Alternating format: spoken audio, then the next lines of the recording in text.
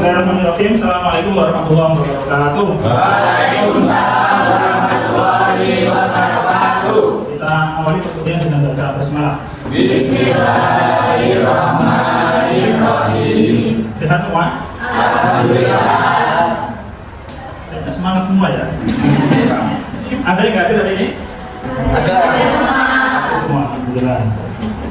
Oke teman-teman, hari ini kita masuki ya materi selanjutnya tentang penilaian bank syariah, kesehatan bank syariah. Kemarin kita sudah belajar tentang risiko kredit, risiko NPL, risiko modal, dan seterusnya ya. Maka hari ini kita akan fokus bagaimana kemudian bank itu juga harus menjaga kesehatannya. Sama seperti teman-teman juga harus menjaga kesehatan. Jadi bank juga harus seperti itu.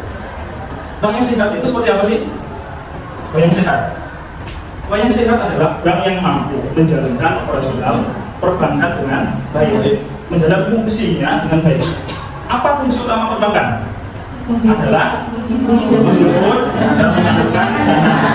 Fungsi intermediasi, jadi menghibur dana dari masyarakat dan menyalurkannya. Ketika fungsi ini berjalan dengan baik, maka bank dapat dikatakan sehat.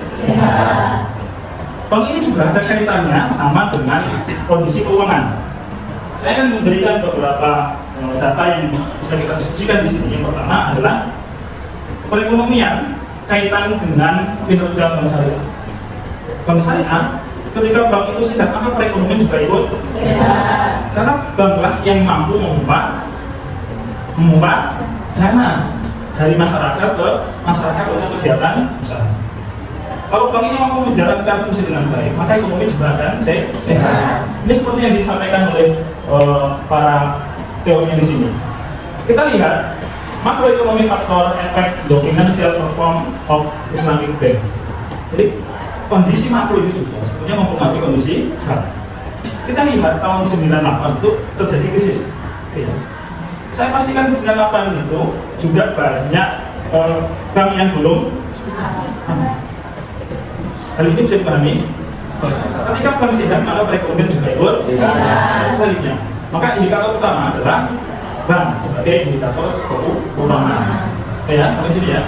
Dari sini saya kira bisa dipahami. Maka dari itu, OJK tahun 2024 itu membuat surat edaran tentang OJK tahun 2014 nomor 8 tahun 2014 tentang penilaian tingkat kesehatan bank. Ya. Maka dari itu, bank syariah menjaga kesehatannya. Kenapa? Karena dana yang dikelola bank adalah dana masyarakat. Maka bank juga harus bertanggung jawab penuh untuk menjaga amanahnya. Ya. Maka bagaimana bank kemudian bisa menjalankan dengan baik? Pastinya harus kemudian ada regulasi yang mengatur tentang kesehatan. Penilaiannya siapa yang menilai tentang keuangan di Indonesia? OJK itu otoritas keuangan itu membuat aturan tentang penilaian kesehatan. Kalau bahasa kerennya itu AJC. Dulu kita kenal itu, ya. Sekarang sudah berubah menjadi RJC. R yang pertama adalah risiko. Yang kedua adalah pengelola perusahaan yang baik. Kemudian yang ketiga adalah atau keuntungan. Yang keempat adalah kapital. Jadi ya, kita kemarin sudah belajar tentang pertama risiko profil. Risiko profil banyak sekali. Paling bahaya adalah risiko pembiayaan. Oke ya, gitu ya. Kita ukur dengan apa? Dengan apa? Risiko pembiayaan. Kita dengan apa? Pembiayaan. NPL. Apa yang itu? Non-performing financing. Yang kedua tentang earning, keuntungan. Kita ukur dengan ROA, return on asset. Yang keempat adalah kapital. Sekarang kita ukur dengan KAR, yaitu kapital adequacy. Ini ya, kalau saya sampaikan dari buku yang kita usul sebagai teori tentang analisis risk perbankan syariah. Pertama, risiko yang keren dan risiko yang paling berbahaya untuk perbankan. Ini sangat berbahaya. Ya. Yang kedua adalah ROA ini sebagai indikator utama keuntungan bank, indikator kesehatan bank, indikator kinerja perbankan. Jika ROA-nya baik, maka kinerjanya juga ikut. Yang ketiga adalah kapital. Kapital ini sebagai indikasi bahwa bank itu safety and health. Aman dan sehat. Semakin besar modal karya maka semakin sehat dan aman. Ya. Sampai di sini ada pertanyaan, bisa teruskan. Ya. Kenapa NPF itu paling risiko paling berbahaya? Dalam bukunya Henry ya, sama Iqbal ini jelaskan bahwa NPF adalah pembiayaan yang paling risiko paling berbahaya bagi perbankan, karena ini risiko terhadap pembiayaan. Pembiayaan itu adalah sumber utama keuntungan dari perbankan. Jadi kalau NPF pembiayaannya lancar, berarti keuntungan tinggi. Risiko pembiayaan itu pemasok keuntungan paling besar. Sehingga kalau NPF-nya gagal, pembiayaannya gagal, maka kerugian pun akan semakin besar. Jadi keuntungan perbankan itu mayoritas paling besar diperoleh dari kegiatan pembiayaan. Maka ketika gagal pembiayaannya, maka risikonya sudah paling tinggi.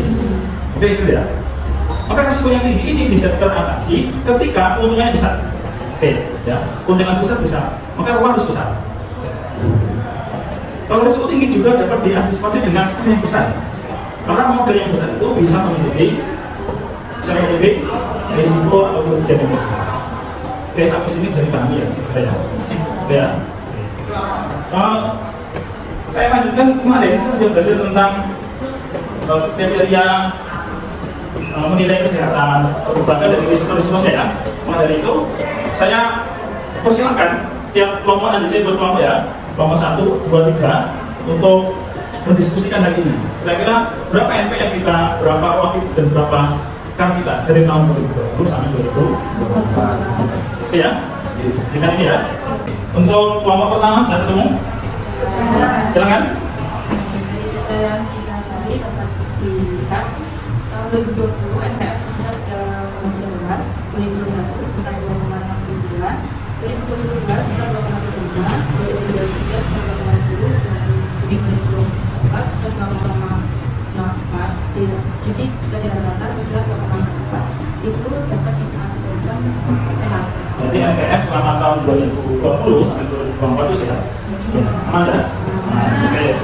Yang kedua, kelompok kami mencari data ROA dari komunitas dari tahun 2020 sampai 2024. Tahun 2020 ROA-nya 1,40, tahun 2021 sebesar 1,55, 2022 2,2%, 2023 1,88%, dan terakhir Juni 2024 sebesar 2,6%.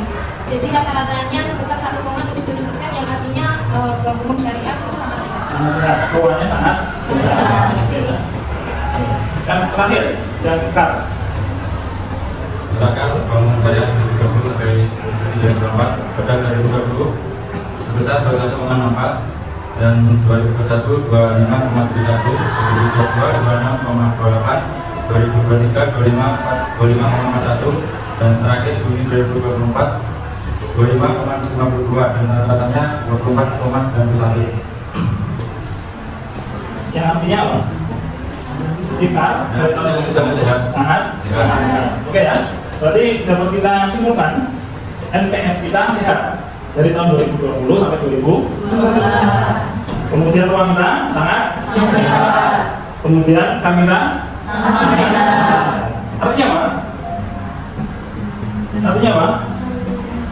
Kesehatan kaum syariah kita walaupun pasca pandemi itu dalam kondisi yang stabil.